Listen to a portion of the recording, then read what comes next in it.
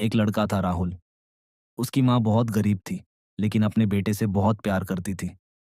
राहुल अक्सर अपनी माँ से कहता था, माँ, जब मैं बड़ा आदमी बन जाऊंगा ना, तो आपको बहुत बड़ा घर दिलाऊंगा और आपको कभी काम नहीं करने दूंगा। माँ बस मुस्कुराती थी और कहती थी, मुझे कुछ नहीं चाहिए बेटा, बस इतना करना कि कभी किसी का दिल मत दुखाना। समय बीतता गया। राहुल बड़ा हो गया और शहर में नौकरी करने लगा। अब उसके पास पैसा था, अच्छी नौकरी थी, नए दोस्त थे, लेकिन धीरे धीरे उसके पास अपनी माँ के लिए समय कम होने लगा। माँ रोज फोन करती थी, बेटा, खाना खाया? और राहुल कभी कभी गुस्से में बोल देता, माँ, मैं बच्चा नहीं हूँ, इतनी बार फोन मत किया करो। माँ फिर भी प्यार से कहती, ठीक है बेटा, बस तुम्हारी आवाज़ सुननी थी। एक दिन राहुल को बहुत बड़ी सफलता मिली। उसने एक बड़ा बिजनेस डील जीत लिया। खुशी में उसने सोचा, आज माँ को फ़ोन करके खुशखबरी देता हूँ।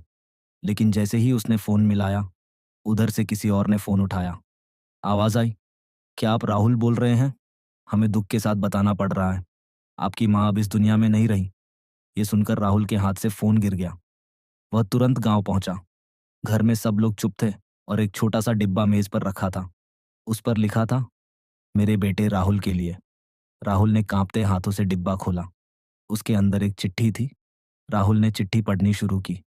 बेटा राहुल, अगर तुम ये चिट्ठी पढ़ रहे हो, तो शायद मैं इस दुनिया में नहीं हूँ। मुझे तुमसे कभी कोई शिकायत नहीं रही। तुम जब फ़ोन पर गुस्सा करते थे, तब भी मुझे बुरा नहीं लगता था, क्योंकि मुझे पता था मेरा बेटा बहुत बड़ा आदमी बन रहा है। बस एक बात याद रखना बेटा, पैसे से सब कुछ मिल सकता है, लेकिन माँ का प्यार और समय कभी वापस नहीं मिलता। ये पढ़कर राहुल की आंखों से आंसू बहने लगे। उसे पहली बार एहसास हुआ, जिस माँ के लिए उसने सब कुछ करने का वादा किया था, उसी माँ के लिए उसके पास कभी समय ही नहीं था। उस दिन राहुल आसमान की तरफ देखकर रोते हुए बोला, माँ, मैंने सब कुछ पा लिया, लेकिन आपको खोकर समझ आया कि मैं दुनिया का सबसे गरीब इंसान हूँ।